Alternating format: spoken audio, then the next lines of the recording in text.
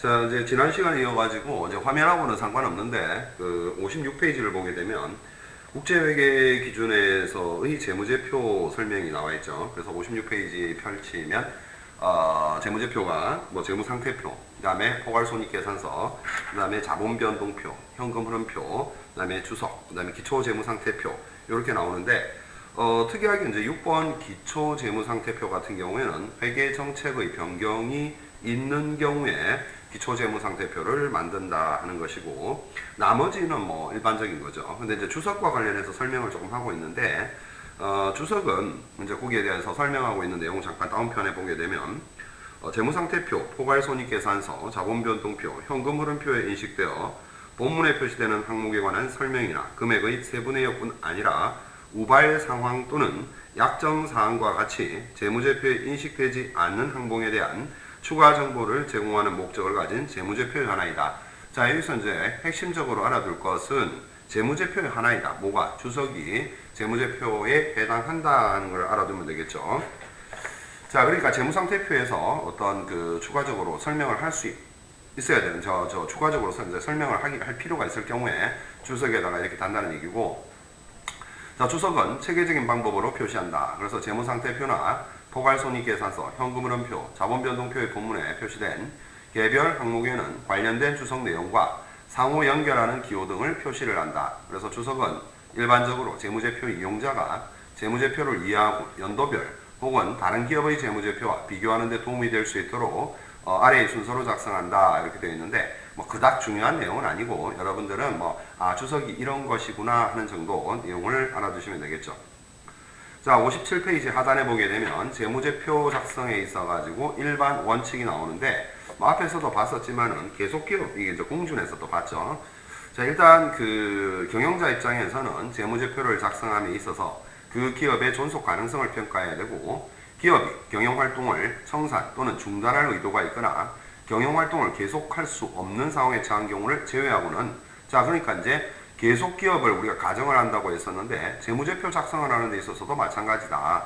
우리가 청산 기업을 가정을 하게 되면 계속 기업일 때와 재무제표가 달라질 수밖에 없습니다. 그래서 일단 기본적으로는 계속 존속 가능성을 두고 있다는 얘기고, 자, 두 번째, 작성 책임과 공정한 표시입니다. 재무제표의 작성과 표시에 대한 책임은 경영자에게 있죠. 그래서 기본적으로 뭐 재경팀에서 작성을 한다 하더라도 최종적인 책임은 경영자에게 있다. 경영자에게다가만 동그라미 치고, 그 다음에 계속기업에서는 첫 번째 그 줄에 나오는 존속 가능성이 있죠. 거기다가 동그라미를 쳐둔다. 자, 기업회계 기준에 따라 작성된 재무제표는 적정하게 표시된 재무제표로 인정이 되고, 이때 국제회계 기준에서 요구하거나 인정하지 않는 한 자산과 부채 그리고 수익과 비용은 상계하지 않는다. 자, 일단 기본적으로 자산 부채라든지 수익 비용 함부로 상계하면 안 됩니다. 항상 우리가 총액주의로 표시를 하기 때문에 상계가 안 된다 하는 거 정도 알아두면 되겠고, 그 다음에 세 번째 58페이지에 발생 기준 회계가 나오는데, 자, 뭐 앞에서 이제 우리가 발생주의 봤었죠. 그래서 이제 여러분들이 세법을 배우고 있겠지만 회계하고 이 회계 분야하고 가장 밀접한 연관성을 갖는 세법이 법인세법이다. 근데 법인세법에서는 발생주의가 아니라 뭐죠? 권리의무 확정주의죠. 근데 여기서 이제 발생기준회계를 적용한다. 그래서 발생주의 이런 거만 알아두면 될 것 같고, 그 다음에 중요성에 따른 구분이다. 중요성 항목은 재무제표의 본문 또는 주석에 그 내용을 가장 잘 나타낼 수 있도록 구분해서 표시를 하고, 중요하지 않은 항목은 성격이나 기능이 유사한 항목과 통합하여 표시를 할 수가 있다. 그래서 뭐 중요하면 구분을 해서 나타내고, 그렇지 않으면 그냥 묶어가지고 표시해도 크게 지장이 없을 것 같으면 그렇게 하라는 얘기죠. 5번입니다. 비교 재무제표의 작성이다. 재무제표의 비교 가능성을 제고하기 위하여 전기 재무제표상의 모든 계량 정보를 단기와 비교하는 형식으로 표시를 하도록 하고 있다. 자, 그 다음에 표시와 분류의 계속성입니다. 자, 한번 정해진 어떤 재무제표에 표시하기로 한 항목과 표시와 분류는, 항목에 대한 표시와 분류는 한 번 정하고 나면 계속 동일하게 해야 전기와 단기가 비교가 가능할 것이고, 또 경우에 따라서는 기업 간의 비교를 하는 데 있어서도 차질이 안 생기겠죠.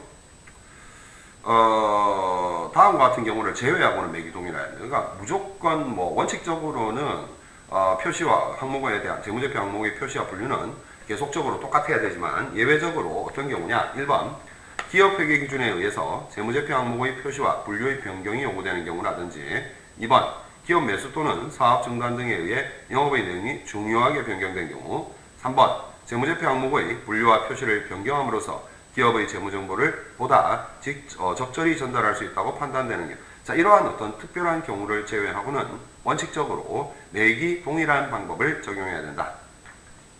보고 양식과 빈도입니다. 자, 일단 그 재무제표는 앞에서 우리가 지금 여기서도 나와있죠. 화면에 이해 가능성 부분이 있는데 일단 이해하기 쉽도록 간단 명료하게 표시해야 되고 전체 재무제표는 뭐 적어도 1년마다라고 되어 있죠. 그럼 적어도 1년마다니까 더 짧게도 할 수 있죠. 6개월이나 또는 3개월 단위로도 할 수 있다.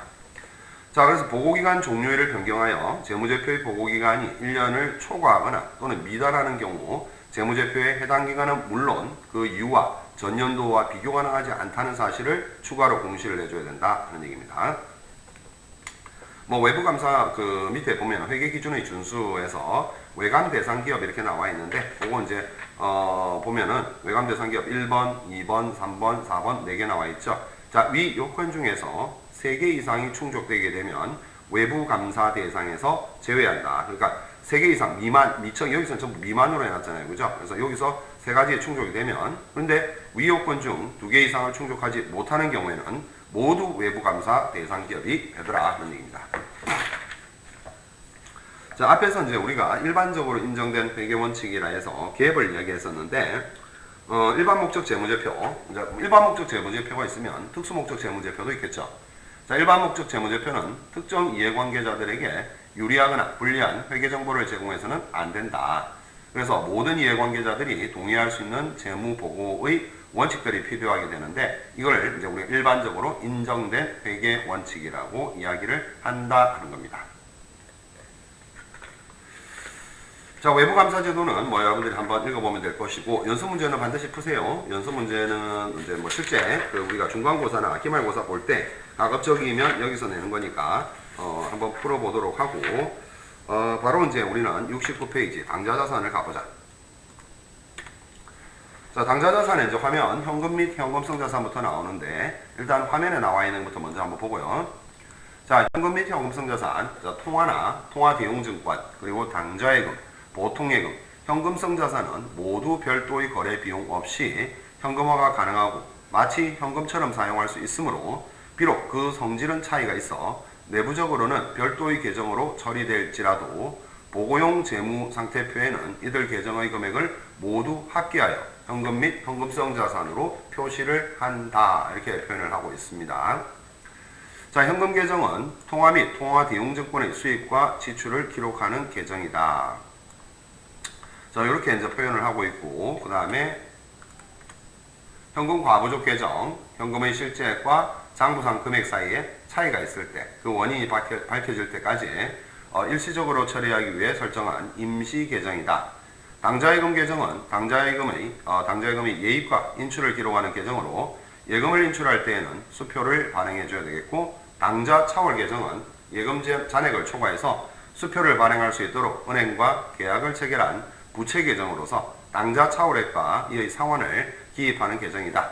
또 있을까요? 뒤에 보니까 보통예금.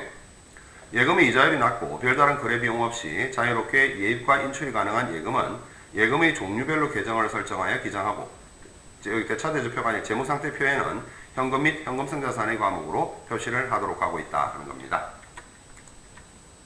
자, 단기금융상품은 됐고 자, 이렇게 이제 대략적으로 우리가 살펴봤고 여러분들은 다시 교재로 돌아옵니다. 교재로 돌아오게 되면 뭐 현금 및 현금성 자산과 관련한 의 해가지고 나오는데 뭐 1학년 때 우리가 회계 원리를 배웠기 때문에 사실상 이제 뭐 이론적인 이런 부분들은 뭐 크게 중요하다기보다는 문제를 하나하나씩 해서 여러분들이 복습을 해야 되겠죠. 그래서 일단 뭐 의와 관련해서 여기 나와 있는 것처럼 현금 및 현금성 자산으로 표시가 되는 것들은 뭐예요? 현금 및 현금성 자산으로 표시가 되는 것들은 어떤 것들이 있다. 여기 나와 있는 거 통화 대용증권, 당좌예금, 보통예금, 현금성 자산. 자, 이런 것들은 현금 및 현금성 자산으로 분류를 하도록 하고 있습니다.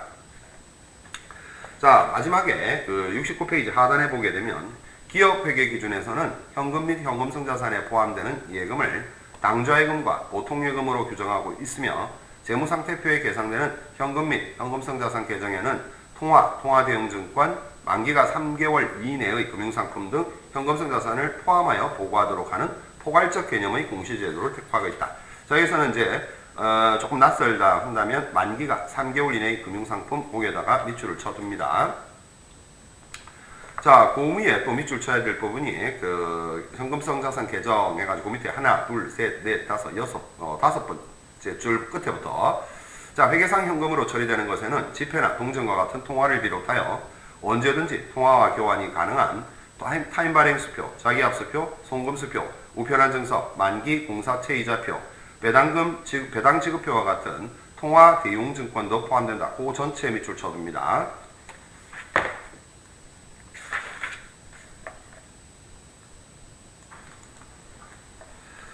자, 그래서 이제 70페이지에 연결해서 보면 현금 과부족 계정이죠. 지금 이제 현금 과부족에서 현금 계정은 뭐 됐고 실제 여기서 이제 현금의 실제액과 장부상의 금액 사이에 차이가 있을 때 그 원인이 밝혀질 때까지 일시적으로 처리하기 위해서 설정한 임시 계정이라고 했었다, 그죠? 그래서 이제 문제를 한번 바로 보면 아는데 장부상 예제 70페이지에 그 과제는 항상 그 우리가 이제 그 시간 동안 나갔던 예제를 가급적이면 손으로 연습장에 풀어가지고 그렇게 제출을 합니다. 말 없어도 지금 우리가 진도 나간 부분까지에 대한 그 예제, 이걸 예제 문제를 갖다가 손으로 풀어서 메일로 보내면 된다. 메일은 네이버 메일로 보내지 말고 한 메일로 보내, 한 메일로. 자, 예제를 보면 장부상 현금이 10만원인데 금고에는 9만원 밖에 없습니다. 그럼 현금이 이제 장부에 10만원이 잡혀 있으니까 어떻게 맞춰줘야 돼? 실제로 맞춰줘야 되겠죠. 실제로 이제 9만원 밖에 없으니까 장부상에 10만원 잡혀 있는 것 중에 어떻게 해야 된다? 만원을 줄여야 되겠죠. 만원을 줄이는데 그러면 대변으로 현금이 만원이 나와야 될 것이고 다음 차변에는 이제 상대 계정이 뭐가 나와야 된다? 현금 과부족 계정이라는 것을 임시적으로 쓴다는 겁니다. 자, 그래서 이제 그 만원이 차이가 나는 원인이 뭐냐 보니까 원인을 조사한 결과 8,000원은 사원에게 출장비를 지급하고 기장하지 않은 것을 발견했으며 나머지는 원인을 밝히지 못했습니다. 그래서 이제 여기서 지금 현금 과부족이라는 것은 임시계정이라고 이야기를 했기 때문에 이야기를 했기 때문에 반드시 기말에 가서 결산 시점에서는 제거시켜야 된다. 그대로 놔두면 안 된다 이 말이죠. 그래서 현금 과부족을 다시 차별에 나와 있던 현금 과부족을 대변으로 보내고 그 만원에 대한 원인을 확인하니까 여비교통비 8,000원 출장비 지급한 게 거기에 포함되어 있었다는 거죠. 근데 나머지 2,000원은 결국에 못 찾겠더라. 그럼 뭐로 한다는 얘기입니까? 잡손실로 한다는 얘기죠. 잡손실로. 자, 71페이지에 소액 현금 제도라는 게 있는데 소액 현금 제도라는 것은 성격상 현금은 이제 성격상 위험이 크죠. 위험이 크기 때문에 회사 입출금 거래는 모두 은행 계정을 통해 집행하는 게 안전하다. 그렇지만은 뭐 어떤 소소한 경비 같은 경우에 있어서는 뭐 밑에 두 번째 문단에 교통비, 종업원의 시내 출장비 지급 이런 일상적인 소액의 지출까지 모두 수표를 발행해서 당좌예금에서 거래를 하는 것은 불가능하죠. 번거롭고 효율적이지도 못하고 그래서 그 부서별로 미리 일정액을 지급해 두었다가 그 현금 지출에 사용을 하라 하는 그런 차원에서 소액 현금 제도라는 것을 두고 있다 하는 얘기입니다. 그래서 밑에 추가적으로 소액 현금은 정해진 일정한 금액을 일정 시기마다 맞추어 지급하는 정액 자금 전도 제도와 일정 시기에 적당한 금액을 지급하는 부정액 자금 전도 제도의 두 가지 형태로 운영되는데 주로 정액 자금 전도 제도를 채택하고 있다. 그래서 정액 자금 전도 제도를 채택하게 되면 일정 시점에서 장부상의 소액 현금은 일정한 금액으로 항상 출발하게 되는데 이러한 그 소액 현금 제도라는 것은 내부적으로 효율적 자금 관리를 위해서 도입하는 제도이다. 자, 그래서 밑에 예제를 한번 보게 되면 정액자금 전도 제도를 그러니까 정액으로 한다. 일단 실무적으로는 채택하고 있는 주 원정은 3월 10일 날 영업부서에 소액 현금으로 50만 원을 수표를 발행했습니다. 자, 여기서 수표를 발행했다는 것은 당좌 수표, 즉 당좌예금에서 차감되는 것을 말하는 것이다. 따라서 대변에 당좌예금 50만 원이 빠져나가야 되겠죠. 그리고 나서 그게 결국에 소액현금이라는 계정으로 들어왔기 때문에 차변에 소액현금 50만원 이렇게 정리를 해주면 된다는 것이고 두 번째 영업부로부터 소액현금의 다음과 같은 사용 보고를 받고 4월 10일 날 사용한 금액을 당좌 수표를 발행해서 보충해 주었습니다. 자, 얼마를 사용했냐 하니까 지금 통신비 24만원, 소모품비 10만원, 잡비 35,000원 이렇게 해서 총 37만 5천원을 지출하였는데 이 37만 5천원 지출한 것을 어떻게 당좌예금에서 수표를 발행해서 보충해 줬다죠. 그럼 다시 당좌예금 37만 5천원이 빠져나가야 되겠죠. 자, 다음 페이지 넘어갑니다. 72페이지로 가게 되면 당좌예금이라는 게 나오는데 이제 지금 당좌예금이 앞에서 계속 언급이 됐었다 그죠? 지금 화면에서 보게 되면 당좌예금이 예입과 인출을 기록하는 계정이다. 그래서 예금을 인출할 때에는 수표를 발행해야 된다. 그래서 지금 그 예제 문제를 보니까 계속적으로 수표를 발행하는 게 나오죠. 수표를 발행하는 게 나왔고, 그 다음에 원래는 수표를 발행할 때 우리가 당좌예금의 범위 내에서 수표를 발행해야 되는데 예외적으로 그 당좌예금 잔액을 초과해서 수표를 발행할 수가 있더라. 결국에는 그 초과한 금액은 은행과 계약을 통해서 일종 이제 그 빌리는 거죠. 은행으로부터. 은행과 계약을 여기서도 나와 있지만은 은행과 계약을 체결한 일종의 부채 계정으로 당좌 차월액과 이의 상환을 기입하는 계정이다 해서 나와 있는 겁니다. 자, 그렇게 이해를 하시면 되겠고, 그래서 이제 교재 72페이지를 봅니다. 자, 일단 은행과 당좌 계약을 체결한다 이렇게 나와 있죠. 당좌예금에서 은행과 당좌 계약을 체결한 후에 현금 예입이나 기업이 지급수단으로 당좌 수표를 발행하면 수표 소지인이 해당 은행에 수표를 제시하면 현금을 지급할 수 있도록 하는 무이자 예금이다. 자, 그래서 우리가 당좌 수표를 발행을 했습니다. 그럼 그 수표를 받은 사람이 은행에 가서 제시를 하게 되면 현금으로 바꿔준다는 거죠. 그래서 그걸 우리가 이야기하는 거고, 기업이 은행과 당좌 계약을 체결하고 예입하였을 때에는 당좌예금 계정의 차변에 기입하고, 이제 넣었으니까 당좌예금이라는 자산이 증가하죠. 차변에 기입하고 당좌 수표를 발행한 경우에는 대변에 기입한다. 그래서 당좌예금 계정의 대변에 나타난 차기 이월액이 현재의 당좌예금 잔액을 의미한다. 당좌예금의 출납을 보다 상세히 기록하기 위해서는 보조기입장인 당좌예금 출납장 밑줄 쳐두고, 자, 원칙적으로 당좌예금 출납장은 거래 은행별로 각각 설정하도록 하고 있다 하는 얘기입니다. 은행별 동그라미 쳐둡니다. 은행별. 자, 그렇고 당좌 차월을 본 당좌 차월. 아까 이제 뭐라고 했어요? 당좌 차월이라는 것은 은행에서 빌리는 거라고 했죠. 그래서 당좌예금의 인출은 당좌예금 잔액 범위 내에서 행해지는 것이 원칙이다. 만일 당좌예금 잔액 이상으로 수표를 발행하면 은행이 이에 대한 지급을 거절하게 되는데, 그러니까 원칙적으로는 당좌예금의 범위 내에서 수표가 발행이 돼야 되는데, 그러니까 그 금액을 넘어가게 되면 은행에서 지급을 거절하겠죠. 잔액이 없으니까. 이제 이게 바로 뭐가 되느냐 하면 부도수표가 되어버린다는 거죠. 당좌수표를 우리가 발행했는데 은행에다가 지급 제시를 하니까 당좌예금 잔액이 없으니까 이것은 부도수표로 처리를 하겠다는 얘기입니다. 그러나 기업이 미리 은행과 계약을 체결해서 기간과 한도액을 정하여두면 당좌예금 잔액을 초과하여 기업이 수표를 발행할 수 있는데, 자, 이걸 이제 은행에서 빌려서 이제 우리가 사용한다는 얘기죠. 그래서 예를 들어서 우리가 당좌예금이 1억을 했는데 1억 수표 발행하고 나서 추가로 더 발행할 수 있다. 은행과 2천만 원만큼 더 계약했다. 그러면 1억까지는 우리 돈이었지만 1억이 초과되는 2천만 원 부분에 대해서는 은행으로부터 우리가 빌린 게 된다 하는 얘기입니다. 그래서 다시 네 번째 줄 오면 당좌예금 잔액을 초과하여 기업이 수표를 발행할 수 있는데 이를 당좌 차월 계약이라 하고, 이와 같은 당좌 차월은 기업의 부채로서 기업 회계 기준에서는 뭐로 본다 했습니까? 자, 이거 중요하다. 단기 차입금으로 보고하도록 하고 있다 하는 겁니다. 밑에 이제 당좌 차월에 대한 회계 처리에 대해서는 두 가지 방법이 있다. 1법, 기중에 당좌예금과 당좌 차월을 구분하는 방법이고, 제2법에서는 기말에 당좌 차월액이 생기면 이를 당좌 차월로 계산하는 방법이다. 그래서 당좌예금 잔액이 차변이면 당좌예금이고 대변이면 당좌 차월로 계산하겠다 하는 얘기입니다. 지금 이제 두 가지 방법을 제시하고 있는데, 오른쪽 페이지에 73페이지에 예제를 보게 되면은 그 예제가 이제 1법, 2법에 따라서 처리를 해보라는 얘기죠. 1법, 2법에 따라서. 자, 다음의 거래를 일자별로 분기하라고 했습니다. 당좌 차월을 기중에 설정하는 방법 1법이죠. 그 다음에 설정하지 않는 방법 두 가지 방법으로 처리를 한다. 그래서 1법은 기중에 당좌 차월 계정을 설정하는 방법이고, 그 다음에 2법은 기중에 당좌 차월 계정을 설정하지 않고 기말에 당좌 차월액을 계산하는 방법이다. 이렇게 되어 있습니다. 그죠? 자, 12월 2일 날 상품 60만 원을 매입하고 대금은 서울은행암 수표 넘버 12번을 발행해서 지급을 했습니다. 단 서울은행 당좌예금 잔액은 40만 원이고 당좌 차월 한도는 100만 원이다 하는 거죠.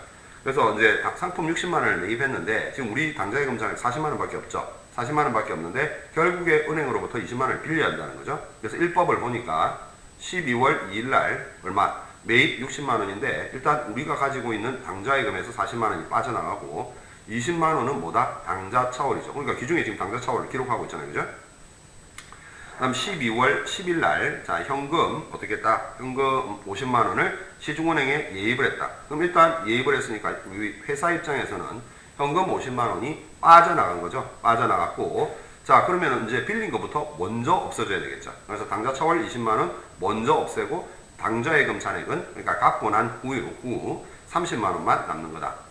자, 12월 19일 날 보니까 상품 80만 원을 매입하고 대금은 서울은행 앞 수표 넘버 13번을 발행해서 지급을 했습니다. 자, 매입 80만 원 차변에 잡혀야 되겠고 자, 우리 당좌예금 잔액 얼마였는데 30만 원밖에 없었죠? 그럼 나머지 금액은 당좌 차월 또 50만 원을 빌리게 되는 거다. 12월 31일 날 결산일을 맞았다. 별도 붕괴 회계 처리 없다 하는 얘기입니다. 자, 이게 지금 1법 기중에 당좌 차월 계정을 설정하는 방법이고 2법에 따라서 하게 되면 기중에 당좌 차월 계정이 등장한다 안 한다? 안 하고 기말에 당좌 차월액을 계상하는 방법이다. 자, 보시면 12월 2일 날 매입 60만 원을 했습니다. 자, 당좌예금 60만 원 없앴죠. 60만 원 없앴고 자, 그런데 12월 10일 날 하니까 지금 당좌예금 현금 50만 원을 예입했죠. 그러면 현금 50만 원이 나가고 당좌예금이 50만 원 되는 거예요. 그죠? 그 다음 12월 19일 날 상품 80만 원을 매입하고 또 당좌예금 80만 원이 줄어드는 거예요. 자, 그러면 지금 결과적으로 봤을 때 차변에 당좌예금이 50만 원이 나오고 대변에 당좌예금 60만 원, 80만 원 두 개 합해서 140만 원이죠. 원래 우리가 당좌예금 잔액이 얼마 있었는데 40만 원이 있었고 50만 원 예입했죠. 자, 그럼 90만 원이고 140만 원이다. 그죠? 결국에는 얼마만큼? 당좌 차월 50만 원만큼이 발생했다는 거지. 그러면은 사실은 대변에 당좌예금 60만 원, 80만 원, 140으로 기록된 것 중에 50만 원은 차감시켜야 되겠죠. 그래서 12월 31일 날 당좌예금 50만 원 차감시키고 대변에 이제 우리가 대변에 당좌 차월이 나오는 것은 무엇이기 때문에 단기차입금이라는 부채로 우리가 인식을 하기 때문에 대변에 당좌 차월 50만 원이 나와요. 자, 근데 이제 1법과 2법을 봤을 때 사실은 이 전체적으로 우리가 이거 한 그 페이지에서 이걸 보고 있으니까 이게 명확하게 구분이 되는데 실제 우리가 실무를 하면서 정확하게 하려고 하면 1법을 적용하는 게 사실 당좌 차월이 정확하게 기중에 얼마가 있고 또 얼마가 없어지고 하는 게 정확하게 파악할 수 있는 그런 어떤 유용한 점이 있기 때문에 대체적으로 1법으로 하는 게 맞습니다. 그래서 여러분들은 이제 1법하고 2법 이런 게 있는데 실무적으로는 1법이 유용하다 이렇게 알아두고 가급적이면 여러분들 나중에 취업을 하게 되면 1법으로 적용해서 하면 된다는 얘기입니다. 자, 그래서 요거 다 살펴봤고 그 다음에 보통예금, 저축예금 이것도 다 살펴봤죠. 자, 아직도 뭐 단기금융상품까지는 들어갈 내용은 아닌데 뭐 단기금융상품까지는 볼 필요는 없고 이제 73페이지 하단에 선일자 수표와 부도 수표가 나옵니다. 선일자 수표와 부도 수표. 자, 그래서 선일자 수표가 뭐냐 하는 거죠. 자, 현재 당좌예금 잔액이 없거나 부족한 경우에 미래에 입금될 것을 예상을 해서 미래 일정 시점을 발행일로, 그러니까 미래 일정 시점, 지금이 뭐 예를 들어서 3월 10일이다 이런다면은 4월 5일 날짜로 해가지고 그날 발행일자로 해서 기재한 수표를 선일자, 먼저 이제 앞서 나간다는 거죠. 선일자 수표다 한다. 이를 선일자 수표는 자금 압박을 피하기 위해서 발행이 되는데 성격상 어음이죠. 나중에 날짜를 지정해 주니까 회계 처리도 선일자 수표를 받은 때에는 받으러옴 계정에서 또 발행을 했을 때에는 지급어음, 부채 계정이 되는 거죠. 그래서 이제 우리가 받을어음 또는 지급어음 이걸 갖다 받으러옴 같은 경우는 매출 채권이 되는 것이고 지급어음 같은 경우는 이제 매입 채무가 되는 것이죠. 그래서 선일자 수표라는 것은 어음과 성격이 비슷하다 이렇게 알아두면 될 것이고 그게 이제 미래의 어느 일정 시점을 기준으로 하는 것이다 이렇게 알아두면 되겠죠. 자, 그 다음에 74페이지로 넘어갑니다. 부도수표입니다. 기업이 거래 상대방으로부터 받은 수표. 아까 잠깐 언급했었죠. 거래은행에 입금을 하면 우리의 거래은행은 상대방 거래은행에 그 수표를 제시하고 지급을 요청하는데 당좌 예금 잔액이 없더라.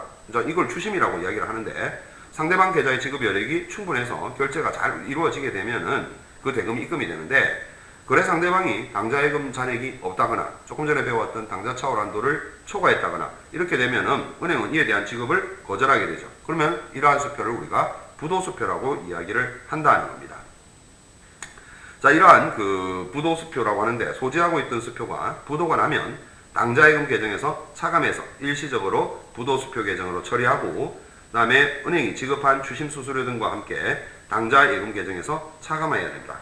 이후 부도수표에 대해서는 계속해서 발행인에게 채권을 행사할 수 있고 부도가 난 수표라고 하더라도 발행기업이 파산 또는 완전 도주 등 어떤 완전 지급 불능 상태가 아니라면 차후 추심을 통해서 받을 수 있기 때문에 결산 시까지도 이 대금을 회수하지 못하면 그 상황을 판단해서 적절한 회계 처리를 해서 부도수표 계정을 재무상태표에 표시하지 않도록 한다. 그래서 결산기 이전에 부도수표 대금을 받게 되면 일반적으로 지체기간에 해당하는 이자도 함께 받는데 이것은 이제 우리가 이자 수익으로 처리를 하고 또 결산 시점까지도 회수가 안 된 부도수표에 대해서는 회수 가능성 여부에 따라서 대손 처리를 하거나 장기성 매출 채권으로 대체를 해줘야 된다. 대손은 뭐 뒤에 가서 배울 거고. 자, 부도수표의 회계 처리. 자, 요거는 뭐 여러분들 계속 이어서 그 위에 많이 내용을 읽어봐가지고 저 다음 시간에 연결해서 진행을 하도록 할게요.